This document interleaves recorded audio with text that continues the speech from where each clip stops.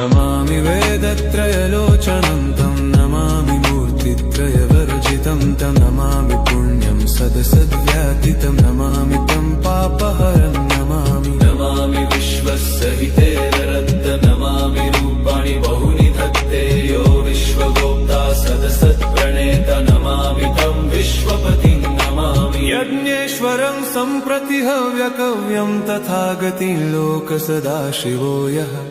आराधितो यश्च ददाति सर्वा नमामि दानप्रियमिष्टदेवं नमामि सोमेश्वरं स्वतन्त्रम् उमापतिं तं विजयं नमामि विघ्नेश्वरनन्दिनाथं पुत्रप्रियं तैशिरसा नमामि वेदत्रयलोचनं तं नमामि मूर्तित्रयवर्जितं तं नमामि पुण्यं सदसद्व्यातितं नमामि तं पापहरं नमामि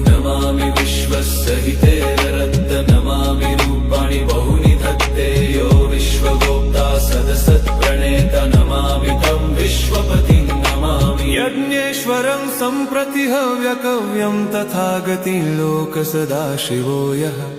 आराधितो यश्च ददाति सर्वा नमामि दानप्रियमिष्टदेवं नमामि सोमेश्वरं स्वतन्त्रम् उमापतिं